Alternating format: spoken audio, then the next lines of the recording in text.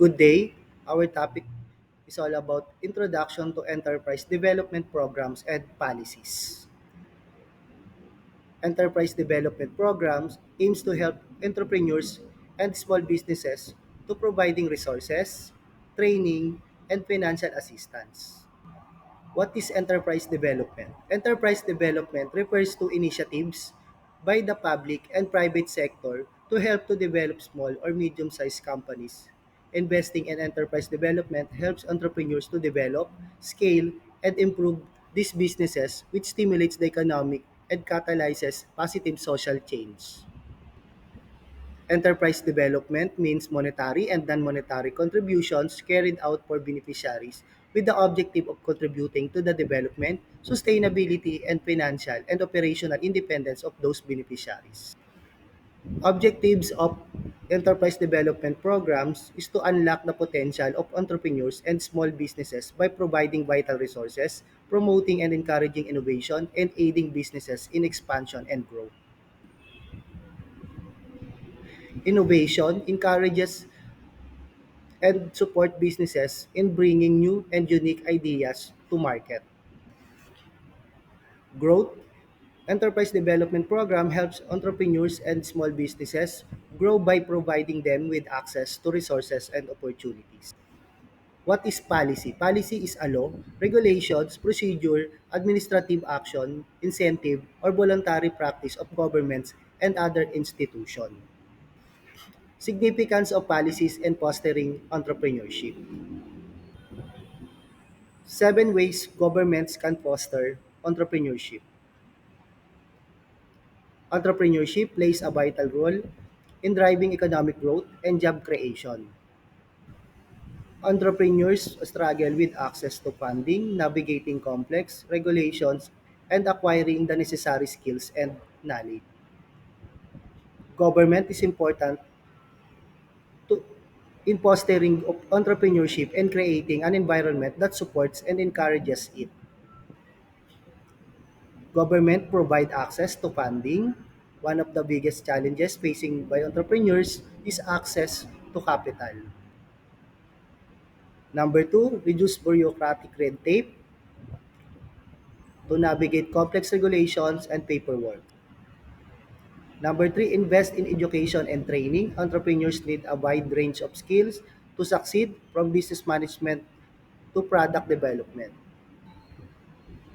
Government encourage innovation to, to innovation, and government can promote innovation by investing in research and development and by providing tax incentives for companies that invest in new technologies. Number five, create supportive legal framework. A supportive legal framework is essential for entrepreneurship to flourish. Government can create a favorable legal environment for entrepreneurs by simplifying the business registration process, protecting intellectual property rights, and enforcing contracts. Number six, foster a culture of entrepreneurship. Governments can promote entrepreneurship by creating a culture that values and supports it. Seven, stimulate networking and collaboration. Entrepreneurs need to network and collaborate with other entrepreneurs, investors, and experts to succeed.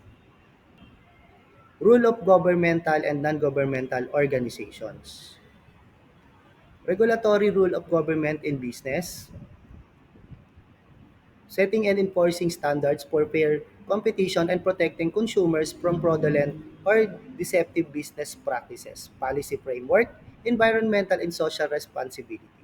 The government's regulatory rule ensures that businesses operate fairly and transparently without engaging in deceptive or unfair practices that could harm consumers. The government also sets standards for safety, quality, and environmental protection to ensure that businesses protect the public interest. The government also creates a favorable legal framework for businesses. Promoter role of government in business. Governments are responsible for promoting economic growth and development through fiscal and monetary policies. It creates an environment conducive to business activity and provides the necessary infrastructure for business operations. The government also provides support to businesses through various programs and incentives such as access to finance, support for innovation, research and development, market support. Government as entrepreneur, government can also be an entrepreneur itself by investing in new businesses or industry sector. This can help to create jobs and growth economy. Education and skill development. Government can also act as an entrepreneur by providing tax incentives, grants, and other form of assistance to businesses. The government can provide access to business financing. Finally, the government can also encourage entrepreneurship through public-private partnership. Market access and trade. The role of the government as a planner is to ensure that businesses can operate in an efficient and effective manner. Additionally, the government must also assist businesses when needed. Philippine government agencies, DTI, SEC, BIR, LGU, Philippine government programs, Negosyo Center, Kapatid Mentor Me, Pondo sa Pagbabago at Pag-asenso, Go Local, Small and Medium Enterprise, Roving Academy. Role of non-governmental organizations. Non-governmental organizations or NGOs play an important role in promoting economic growth, developing society, improving communities, and promoting citizen participation. Non-governmental organizations play a crucial role in enterprise development programs and policies in various ways such as the following. Capacity building and training. Provide training and capacity building programs for entrepreneurs and small businesses owners. They offer workshop, mentorship, and resources to help individuals develop the skills needed to run successful enterprise. Access to finance, facilitate access to microfinance and small business loans for aspiring entrepreneurs who may not have access to traditional banking services. Policy advocacy, engage in advocacy effort to influence policy that support entrepreneurship. Networking and collaboration, create platforms for entrepreneurs to network, share experiences, and collaborate. Innovation and research, NGOs conduct research and pilot innovation business model.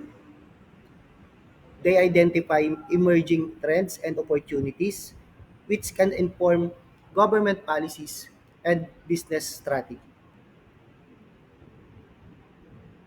Social entrepreneurship, some NGOs focus on social entrepreneurship, supporting enterprises that have a positive social or environmental impact. Access market or market linkages. NGOs assist entrepreneurs in accessing new markets both domestically and internationally. Skills development. NGOs offer specialized training and skills development programs to the needs of specific industries or sectors, enhancing the competitiveness of local businesses. Community development. By promoting entrepreneurship, NGOs contribute to community development and poverty alleviation. Successful enterprises create jobs and stimulate economic growth in communities. Monitoring and evaluations. Monitoring the impact of enterprise development program and policies, ensuring that the resources are effectively utilized and outcomes are achieved. Technical assistance provides technical assistance or expertise and guidance to entrepreneurs, helping them improve their product quality, production processes, and overall business operations. Environmental sustainability focus on promoting environmental sustainability business practices, encouraging enterprises to adopt eco-friendly technologies and practices. NGOs may facilitate peace building effort through enterprise development, promoting economic stability as a means to reduce conflict. Evolution of enterprise development policies. Entrepreneurship policies are the plans or courses of actions established by government in order to influence and enhance entrepreneurial decisions and action. Enterprise development policy, which focus only on small and medium enterprise. Entrepreneurship has existed in the Philippines since the interactions of early Filipinos with foreign traders, especially in the neighboring countries like Malaysia, Indonesia, and China. 1935, the Small Medium Enterprise Development Regulatory Framework and Policy started in 1935. 1950, the Philippines has adopted strategies ranging from import substitution to export orientation to bring about fundamental changes in the economic structure. 1960s to 1970s, economic liberalization shift towards export-oriented industrializations. The country began to open up to foreign investments and trade. Privatizations and deregulations, 1980s and up to 1990s, the Philippines implemented privatizations and deregulations policy in various sectors including telecommunications and power. 1987, constitutions reinforced the commitment for the development of the private sector and provided for a wide range of government reforms and recognitions. 1991, the Magna Carta for Small Enterprises is the landmark legislation which reflects the current government policy to foster a dynamic MSME sector.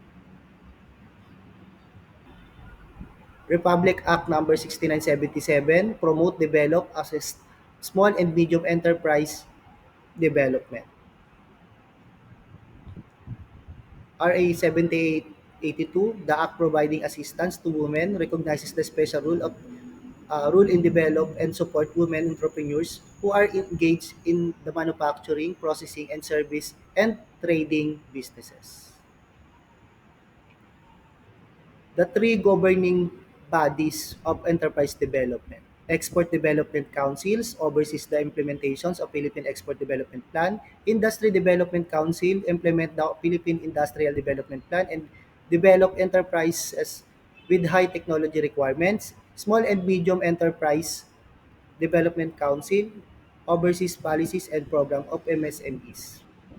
Sulong program is a unified lending program designed to support the national SME development plan. Bambi Law of 2002 encourages the formations and growth of barangay micro business enterprise by granting them incentives and other benefits. 2004, 2010 acknowledges the Philippine SMEs to play in a global terrain. Enterprise Development Policy 2016, Republic Act 9501, Magna Carta for Micro, Small and Medium Enterprise, promotes, support, and encourages entrepreneurship through providing program assistance and balance and sustainable development of MSMEs. Republic Act 9178 or the Barangay Micro Business Enterprise, promoting the establishment of Barangay Micro Business Enterprise, allocating incentives, benefits, and other purposes. Republic Act 10644 Go Negosyo Act, promoting job generation and inclusive growth through development of micro, small, and medium enterprises. Republic Act 10679 Youth Entrepreneurship Act, an act promoting entrepreneurship and financial education among Filipino youth. Republic Act 11032 Ease of Doing Business Act, improve efficiency and the delivery of government service to the public by reducing bureaucratic red tape, preventing graft and corruptions, and providing penalties there. COVID-19 pandemic, the government implemented several measures to help MSMEs endure and survive. For example, Department of Finance, BIR, SSS have issued Joint Memorandum Circular number 001-2020 and 001-2020 providing for small business wage subsidy of 5,000 to 8,000 pesos for the eligible employees. 2022, the Department of Trade and Industry and International Labour Organization have signed a memorandum of understanding for Japan-supported project aimed at supporting the recovery of micro, small, and medium enterprises. Thank you.